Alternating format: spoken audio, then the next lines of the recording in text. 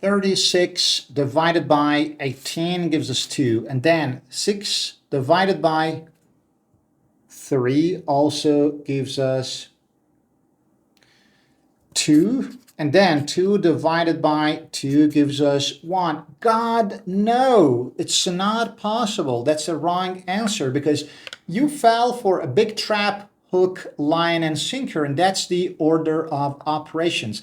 If you're asking yourself if there is any order of operations, I'll have to tell you yes. For God's sake, there is an order of operations, and this is called PEMDAS. Without PEMDAS, everybody would be lost. So learn PEMDAS and never be lost. So let's see what PEMDAS is. It is an acronym.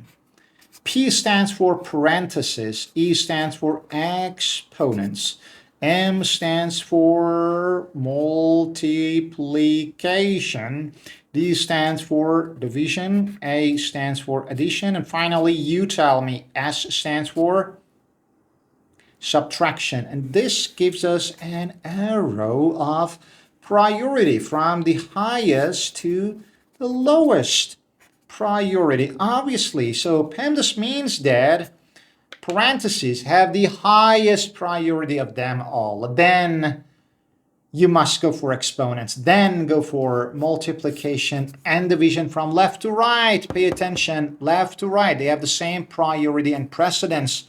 Then go for addition and subtraction. So you might be asking yourself, there is no exponents or parentheses, but you must learn this, right? Once for all. Let's now revisit our original problem. Any parentheses? No. Any exponents? No. Just division. So you must just go from left to right. You can't assume these are paired. In reality, these are not paired. That was just an optical illusion. I sound a little angry, but no, I'm not. So 36 divided by 18 gives us 2, right? Then 2 divided by 6 divided by 3. 2 divided by 6 gives us 1/3, and then divided by 3. How to do this division operation? You can keep the first number, so let's keep it. You can change the sign into multiplication, so let's change it.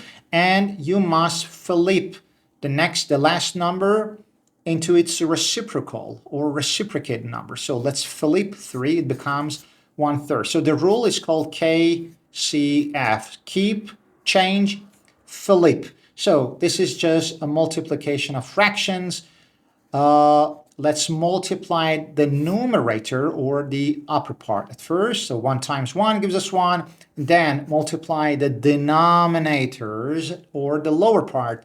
3 times 3 gives us 9. So the answer is 1/9 or 1/9, for God's sake. So as your homework, what would the answer be if we had 6 times 3, 6 divided by 3, inside brackets and squared? So please make sure to drop your answers in the comments below, and please subscribe to your channel, Prime Logic, to support me and to motivate me. I really do appreciate it in advance. And like the video if you haven't already. And all the best to you and your families, my dear students.